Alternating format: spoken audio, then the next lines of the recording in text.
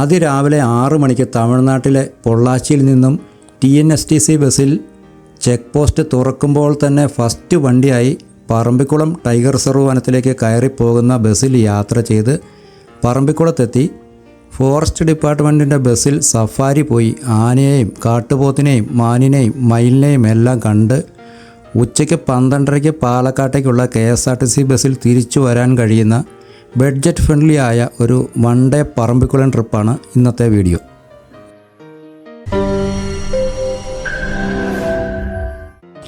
രാവിലെ 4 മണിക്കാണ് പാലക്കാട്ട് നിന്നും പൊള്ളാച്ചിയിലേക്കുള്ള ഫസ്റ്റ് KSRTC ബസ് പുറപ്പെടുന്നത്.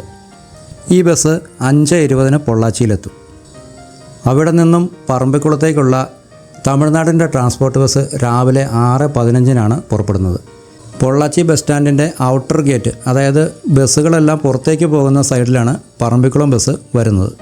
തമിഴ്നാട്ടിലെ ഗ്രാമങ്ങളിലൂടെയെല്ലാം കടന്ന് രാവിലെ 7 മണിയോടെ ബസ് ടൈഗർ റിസർവിൻ്റെ ചെക്ക് പോസ്റ്റിലെത്തി. ഈ ബസ് കടന്നു പോയതിന് ശേഷം മാത്രമേ മറ്റു വാഹനങ്ങൾ ഈ വനത്തിലേക്ക് പ്രവേശിക്കുകയുള്ളൂ. അതുകൊണ്ട് തന്നെ വന്യമൃഗങ്ങളെ കാണാനുള്ള സാധ്യത ഏറ്റവും കൂടുതലുള്ളത് ഈ ഫസ്റ്റ് ട്രിപ്പിൽ വരുമ്പോഴായിരിക്കും. ഈ വീഡിയോയിൽ 1 മാസ ഇടവേളയിൽ 2 തവണ ഞാൻ പറമ്പിക്കുളത്തേക്ക് വന്നിട്ടുണ്ട്. അതുകൊണ്ട് ഈ 2 യാത്രയിലെ വിഷ്വൽസും ഞാനിതിൽ ഉൾപ്പെടുത്തിയിട്ടുണ്ട്.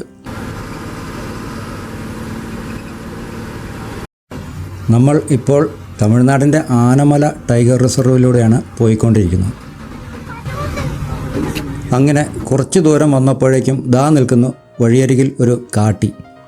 നല്ല കോടമഞ്ഞുള്ളതുകൊണ്ട് ക്ലിയറായ വിഷ്വൽസ് കിട്ടുന്നില്ല. കുറച്ച് ദൂരം കൂടി വന്നപ്പോൾ വഴിയരികിൽ നിറയെ കാട്ടികൾ മേഞ്ഞു നടക്കുന്നത് കാണാനായി.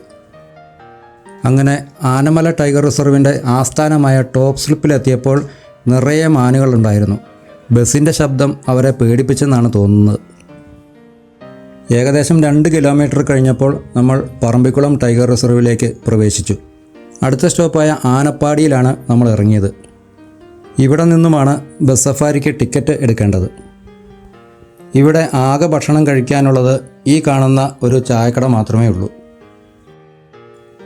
അങ്ങനെ ഇവിടെ നിന്ന് ബ്രേക്ക്ഫാസ്റ്റ് എല്ലാം കഴിഞ്ഞ് 8 മണി കഴിഞ്ഞപ്പോഴേക്കും ടിക്കറ്റ് കൗണ്ടറിലെത്തി.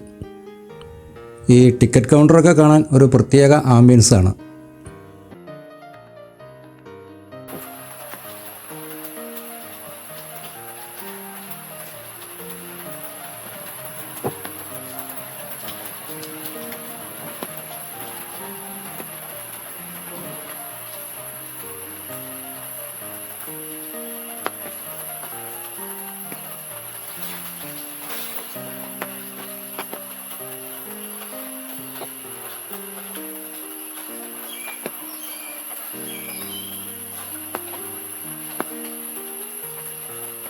ബസ് സഫാരിക്ക് ഒരാൾക്കുള്ള ചാർജ് 400 രൂപയാണ്.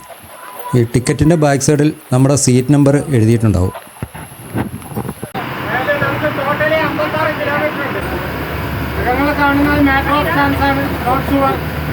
എന്നാലും കാണാൻ ചാൻസ് ഉണ്ട്.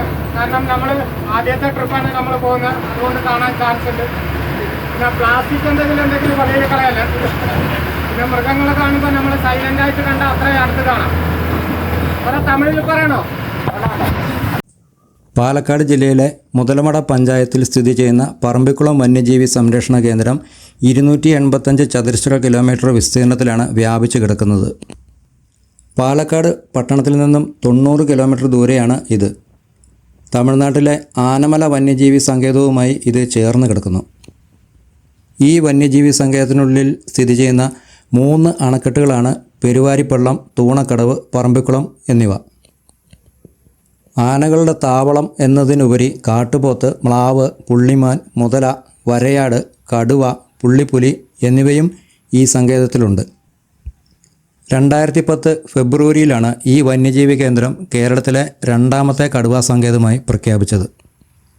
ആദ്യത്തെ കടുവാ സങ്കേതം പെരിയാർ കടുവാ സങ്കേതമാണ്. അങ്ങനെ നമുക്ക് ആദ്യത്തെ സൈറ്റിംഗ് കിട്ടിയിട്ടുണ്ട്. പുള്ളിമാനുകളുടെ ഒരു കൂട്ടമാണ്. ഏത് കാട്ടിലും നമുക്ക് ആദ്യത്തെ കാഴ്ച പുള്ളിമാനുകളായി.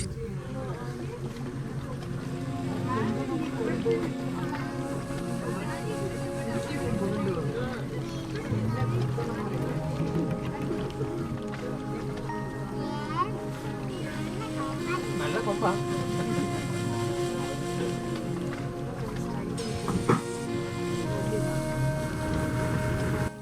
അവിടെ നിന്ന് നമ്മൾ എത്തിച്ചേർന്നത് തൂണക്കടവ് ഡാമിലാണ്. പറമ്പിക്കുളം നദിയുടെ കൈവഴിയായ തൂണക്കടവ് നദിക്ക് കുറുകെ 1965 നിർമ്മിച്ച ഡാമാണ് തൂണക്കടവ് ഡാം.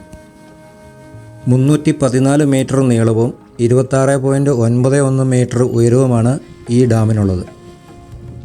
മനോഹരമായ ഈ ഡാം കേരളത്തിലാണ് സ്ഥിതി ചെയ്യുന്നതെങ്കിലും ഇതിൻ്റെ നിയന്ത്രണം തമിഴ്നാടിൻ്റെ മേൽനോട്ടത്തിലാണ്. ഈ ഡാമിനെ ഒരു കനാൽ വഴി പെരുവാരിപ്പള്ളം ഡാമുമായും ഭൂമിക്കടിയിലൂടെയുള്ള ഒരു ടണൽ വഴി പറമ്പിക്കുളം ഡാമുമായും ബന്ധിപ്പിച്ചിട്ടുണ്ട്. ഈ അണക്കെട്ടിൽ സംഭരിക്കുന്ന ജലം പ്രധാനമായും കാർഷിക ആവശ്യങ്ങൾക്കാണ് ഉപയോഗിക്കുന്നത്. കേരളവും തമിഴ്നാടുമായുള്ള പറമ്പിക്കുളം ആളിയാർ പദ്ധതി പ്രകാരം ഈ ഡാമിലെ ജലം കേരളവും തമിഴ്നാടും പങ്കുവയ്ക്കുന്നുണ്ട്. ധാരാളം വന്യജീവികളുടെ സാന്നിധ്യം ഈ പ്രദേശത്തുണ്ട്.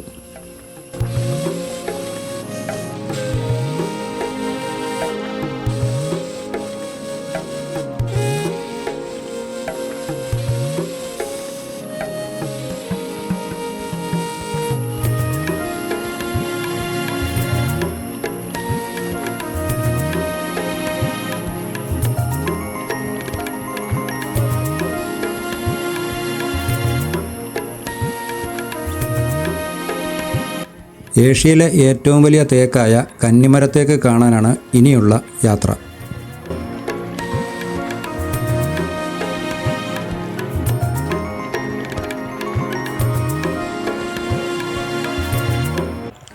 ദേ പിന്നെയും കുറേ മാനുകൾ. ഇവിടെ മിക്ക സ്ഥലങ്ങളിലും മാനുകളെ കാണാൻ കഴിയും. പുള്ളിപ്പുലികളുടെ ഇഷ്ട ഭക്ഷണമാണ് ഈ പുള്ളിമാനുകൾ. ഇവിടെ ഇത്രയധികം മാനുകൾ ഉള്ള സ്ഥിതിക്ക് അവൻ ഇവിടെ എവിടെയെങ്കിലും ഉണ്ടാവും. ഭാഗ്യമുണ്ടെങ്കിൽ ചിലപ്പോൾ കാണാൻ കഴിഞ്ഞേക്കും.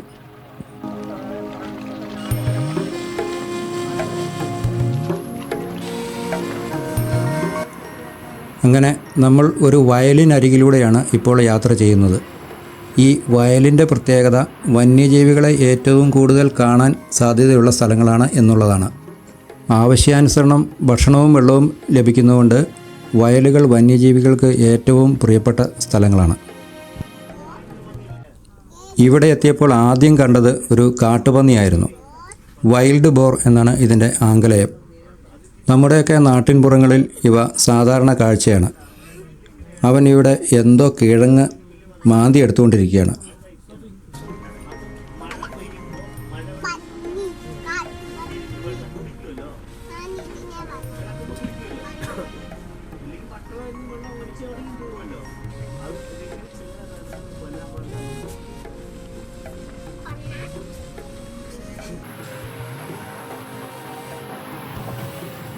ഈ കാട് നമ്മളെ എന്നും ഇങ്ങനെ വിസ്മയിപ്പിച്ചുകൊണ്ടേയിരിക്കും.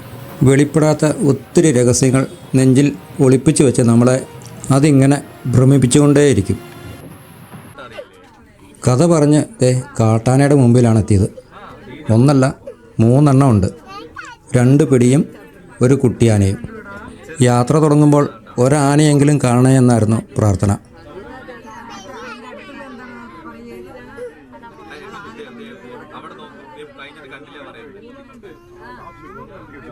ഒരു മ്ലാവ് ആനയുടെ അടുത്ത് ചങ്ങാത്തം കൂടി നടക്കുന്നുണ്ട്. ചിത്രകഥകളിലൊക്കെ കണ്ടിട്ടില്ലേ? അതുപോലെ.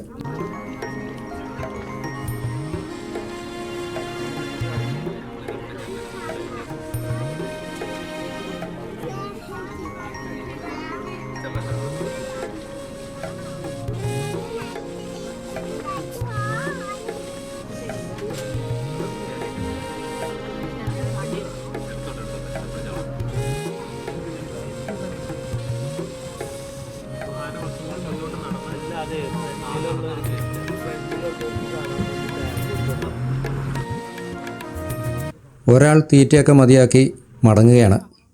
നമുക്കും പതുക്കെ പോവാം. അങ്ങനെ നമ്മൾ ഏഷ്യയിലെ ഏറ്റവും വലിയ തേക്കായ കന്നിമര തേക്കിനടുത്തെത്തി. 450 വർഷങ്ങൾക്ക് മേൽ പഴക്കമുള്ള ഒരു അസാധാരണ തേക്കാണിത്. ഇതിൻ്റെ കടക്ക് 7 മീറ്ററിലധികം ചുറ്റളവുണ്ട്. 1994-95 ഭാരത സർക്കാർ മഹാവൃക്ഷ പുരസ്കാരം നൽകി ഈ തേക്കിനെ ആദരിക്കുകയുണ്ടായി.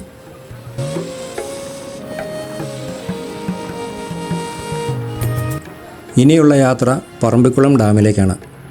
നമ്മൾ മുൻപ് കണ്ട തൂണക്കടവ് ഡാം KSRTC ബസ്സിൽ പറമ്പിക്കുളത്തേക്ക് വരുമ്പോൾ കാണാൻ കഴിയും. പക്ഷേ പറമ്പിക്കുളം ഡാമിലേക്ക് പോകണമെങ്കിൽ നമ്മുടെ ഈ സഫാരി എടുത്താൽ മാത്രമേ കഴിയുകയുള്ളൂ. മാനുകളെയും മയിലുകളെയും എല്ലാം പിന്നെയും കാണാൻ കഴിഞ്ഞു.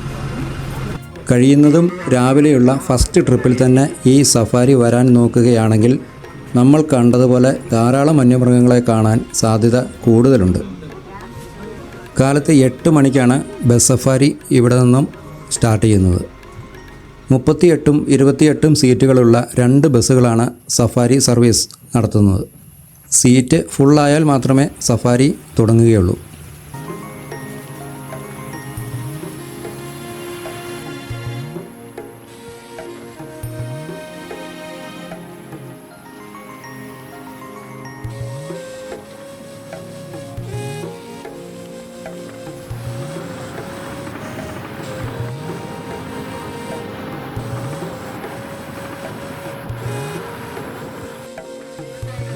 ഇതാ ആ വടക്ക് ഭാഗത്ത് കാണുന്ന മലനിരകളാണ് നെല്ലിയാമ്പതി മലനിരകൾ.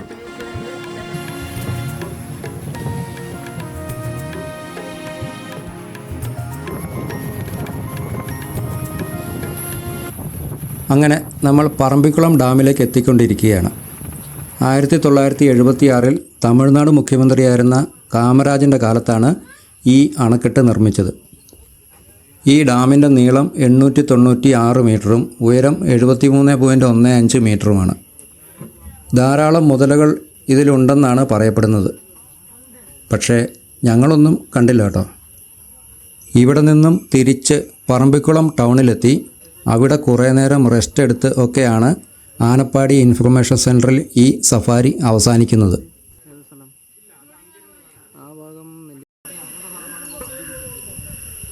അങ്ങനെ നമ്മൾ പറമ്പിക്കുളം ടൗണിലെത്തി.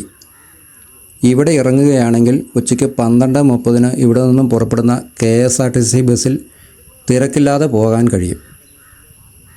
ഇവിടെ ചെറിയ ഒരു ഹോട്ടലും ചായക്കടയും ഒക്കെ ഉണ്ട്. അവിടെ നിന്നും ഭക്ഷണം കഴിക്കാം. 12:30 പുറപ്പെടുന്ന KSRTC ബസ് വൈകിട്ട് 4 മണിയോടെ പാലക്കാടെത്തും.